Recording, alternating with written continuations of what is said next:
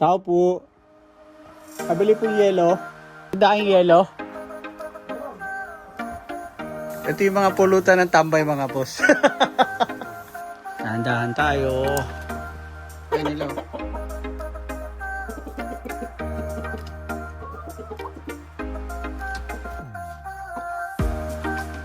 Gin bulag mga boss.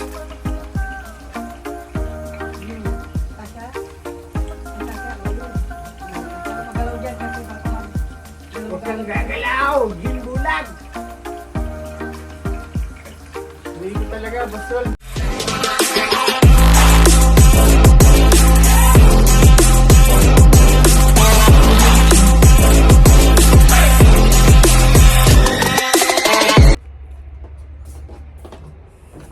Kamusta mga boss? Nag-message sa akin yung malapit naming kapitbahay dito.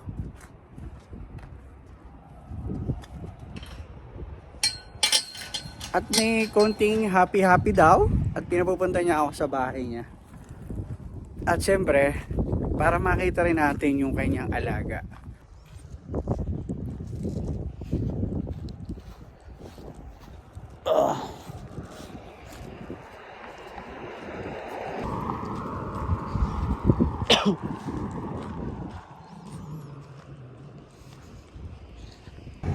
Tawid lang ako dito sa kabilang kalsada at lalakarin natin yan. Tapos kaliwa lang tayo sa pangatlong bahay.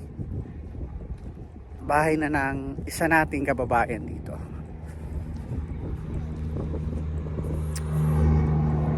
Tatandaan ko yung huling nag-happy kami. Yung happy mga boss, yung konting inom. Siyempre kwentuhan about sa buhay-buhay sa Pilipinas kasi galing sila ng bakasyon 2 years ago. So basta mga gano'n, matagal na mula nung sila ay nakabalik dito. Hindi pa ulit kami nagkakakwentuhan at inuman. So ngayon lang ulit.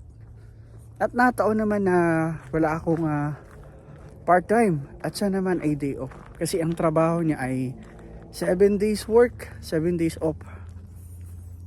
At mayaman na yan.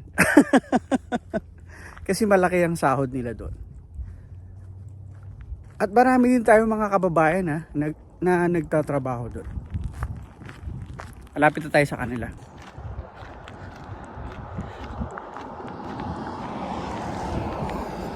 Yan. Nakita nyo ba yung bahay na malaki na yan?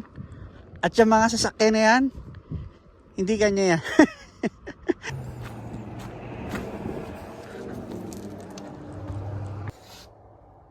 Tao po.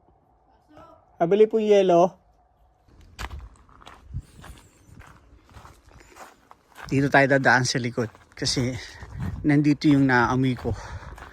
Naamoy ko na may nag-iihaw. Ang bango. Nag-iihaw to ng pulutan. Silipin natin. Boss. Nagtindaan yung yelo? Meron.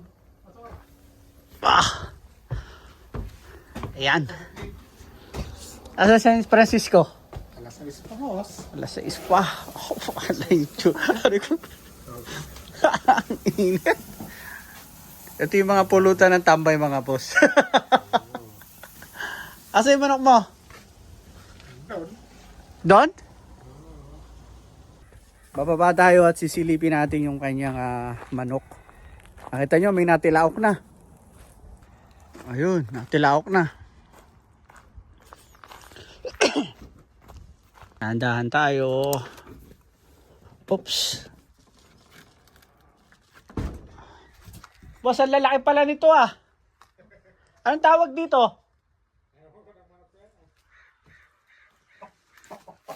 Mga boss, mag-comment down below po kayo sa akin. Hindi ko po kasi alam ang tawag sa ganitong manok. Ang lalaki mga boss. Mga babae daw to nangingitlog. Tapos ito may isa may barako. Pakita ko sa inyo. Ayan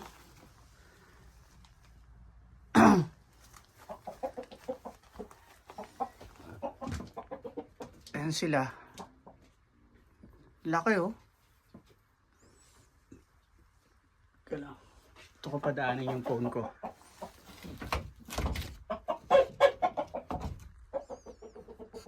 Ayan oh. Laki. Ito yung lalaki nila oh.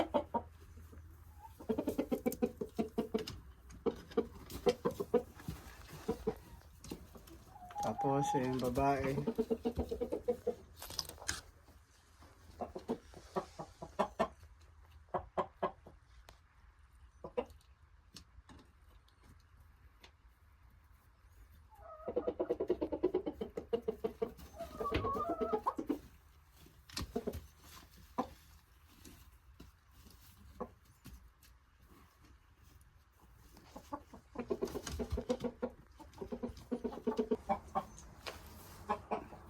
Ayan o, hinahagisan niya ng pakwan.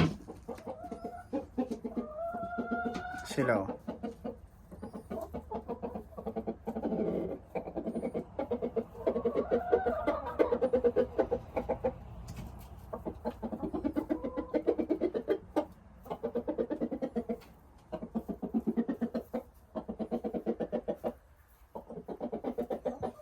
Lalaki ano, nakakatuwa.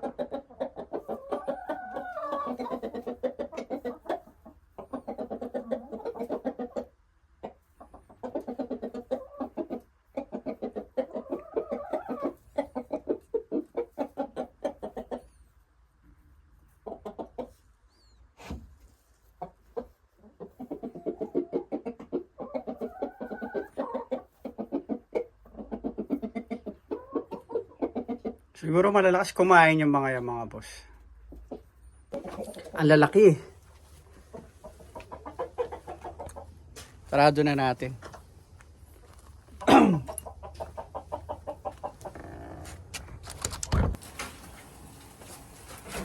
Saan mo napili itong gin? Sa GP.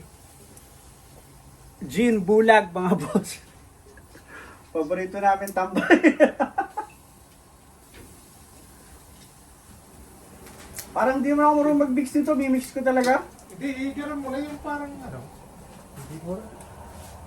Gaano man siya? Kasi pa ang tanong bakit maliit yata yung bunganga. Hindi. Parehas lang din.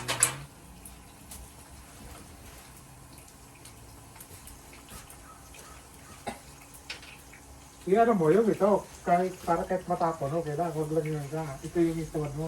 Hindi, ito ba yung nasa ilalim? Hindi nga pa, hindi nga magkasya. Hindi, kasi ano yan, Hindi nga yung bunganga. Kasabay bibig. Oo, ah. Tanggan mo. Bukan natin mga boss. Ang kasing bibig. Yun. Kasya? Magkasya? O, yun. O, huwag ka na magalaw dyan kasi baka Huwag kang gagalaw! Gin bulag! Yan. Kasi baka matuluma. Ano na. Umiikot talaga, Bastol. Mukhang ginagawa mo na to ah. Hindi sa ano, di ba? Mga Eh no, Pilipinas. makakit na. Yung ano lang yun sa Gilbis lang. Ganyan din. Pag inaano mo, di ba?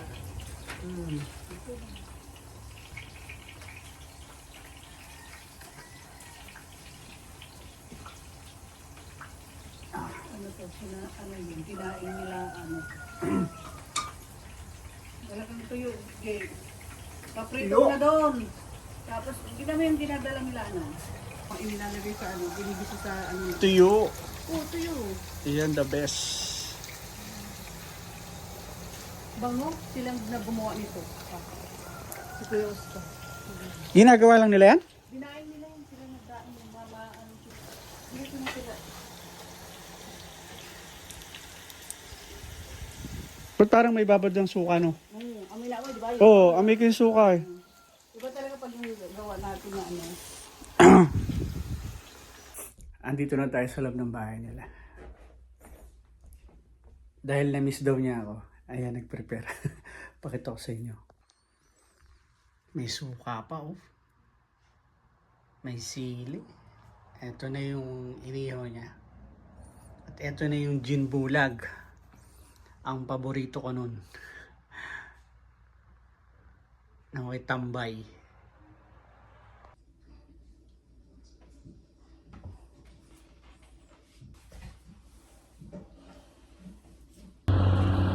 Mga boss, pauwi na tayo.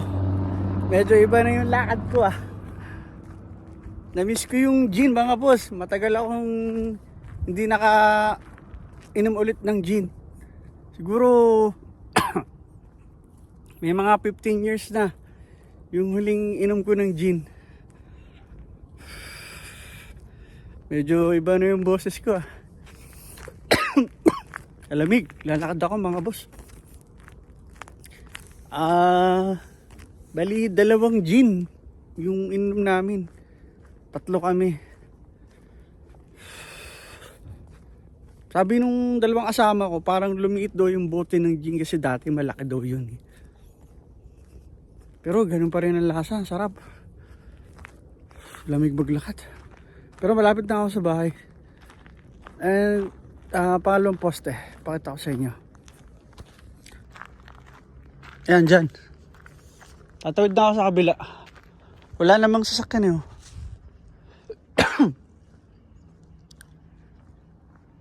Ayan. Ay nako, buhay. Hinihingal ako. Mga boss, maraming salamat sa inyo ah. Sa lagi niyong panonood sa akin. Sa J Pinoy TV. Sa buhay ko dito sa Canada. Sana huwag kayong magsawang manood sa akin. Sa buhay ko dito. Sa daily life ko na sinishare ko sa inyo. Maraming salamat talaga sa inyo. Kung wala kayo, hindi na ako mag-vlog. Pero alam mo, nandyan kayo at mas lalong dumadami. Maraming salamat ulit sa inyo. Mag-iingat kayo palagi at God bless ating lahat mga boss.